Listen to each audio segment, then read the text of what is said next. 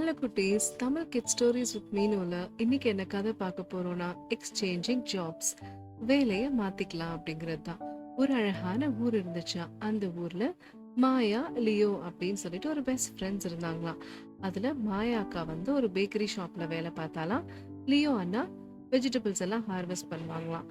So இவங்க ரெண்டு பேரும் ஃபன்னா இருக்கட்டும் அப்படிங்கிறதுக்காக ஒரு நாளைக்கு மட்டும் நம்ம ரெண்டு பேரோட வேலையை மாத்தி செய்யலாம் அப்படின்னு மாயாக்கா லியோ அண்ணா கிட்ட சொன்னாங்களாம்.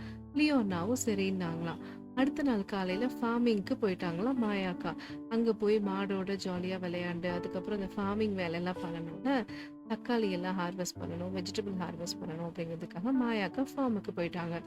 லியோ அண்ணா என்ன பண்ணா, பேக்கரி ஷாப்புக்கு வந்துட்டான்.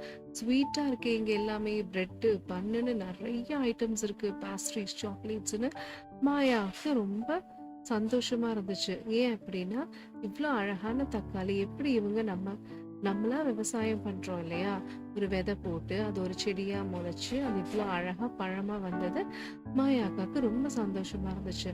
இங்க லியோ நான் என்ன பண்ணிட்டு இருந்தான், பிரெட் எல்லாம் எப்படி பண்ணணும்னே தெரியாம நிறைய மாவை போட்டு தண்ணி போட்டு நல்லா பிசைஞ்சு ஜாலியா விளையாடிட்டு இருந்தாங்களாம். ஏன்னா அவங்களுக்கு அதை எப்படி பண்ணணும்னு தெரியல இல்லையா. ஸோ இவங்க ரெண்டு பேரும் லன்ச் டைம்ல லியோவும் மாயாவும் ரெண்டு பேரும் உட்காந்து ஜாலியா இன்னைக்கு என்னென்னலாம் நடந்துச்சு அப்படிங்கறத மத்தியானம் லஞ்ச் சாப்பிட்டுக்கிட்டே ஷேர் பண்ணிட்டு இருப்பாங்களா அவங்களோட ஸ்டோரிஸ. அப்புறம் உடனே மாயா அக்கா வந்து ஃபார்ம்ல எப்படி எல்லாம் வேலை செய்யறா அப்படின்னு சொல்லிட்டு அங்க அவளோட ஃப்ரெண்ட்ஸும் பார்த்துட்டு இருந்தாங்களாம். ஃபார்மிங் ஒர்க் இவ்வளோ கஷ்டமா இருக்கே அப்படின்னு சொல்லிட்டு. ஏன்னா அங்க சூடான வெயில்ல தானே எல்லாரும் வேலை பார்ப்பாங்க. இங்க லியோ ஆனா ஜாலியா என்ஜாய் பண்ணானா. இவ்வளோ பன்னு பிரெட்டு, வா பார்க்கவே இவ்வளோ அழகா இருக்கே, நிறைய பீப்புள்ஸ் இங்க வராங்க, நிறைய கிட்ஸ் கூட இது ரொம்ப பிடிக்குது அப்படின்னு நினைச்சு அவன் யோசிச்சுட்டு இருந்தானா. ரெண்டு பேரும் அவங்க வேலையை முடிச்சுட்டு சாயந்தரம் ஒன்னா ரெண்டு பேரும் சேர்ந்து அவங்க நடந்ததெல்லாம், இன்னைக்கு என்னென்னலாம் விஷயம் நடந்துச்சு, என்ன புதுசா கத்துக்கிட்டாங்க அப்படிங்கறத பேசிக்கிட்டே அவங்க வீட்டுக்கு போய் நைட்டு தூங்கிட்டாங்களாம். அடுத்த நாள் காலையில அவங்க அவங்க அவங்க அவங்க வேலைக்கு போயிட்டாங்களாம்.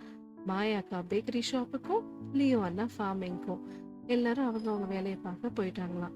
அதுக்கு அடுத்த நாள் ஒரு அழகான ஃபெஸ்டிவல் அவங்க ஊர்ல வருமா. எல்லாரும் அவங்க அவங்க வீட்டுல சமைச்சு டேபிள் மேல எடுத்துட்டு வந்து வச்சு ஊர் மக்கள் எல்லாம் சேர்ந்து ஜாலியா ஆட்டம் பாடி ஆடி கொண்டாடி ஆடி அந்த டிஷ் எல்லாம் சூப்பரா சாப்பிடுவாங்களாம்.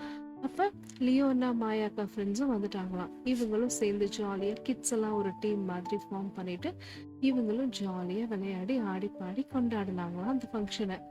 அதுக்கப்புறமா லியோ அண்ணா மாயா அக்காக்கு சொன்னாலாம் எப்படி எல்லாம் ஃப்ரூட்ஸ் இருக்கு, எப்படி எல்லாம் வெஜிடபிள்ஸ் வருது அப்படின்னு.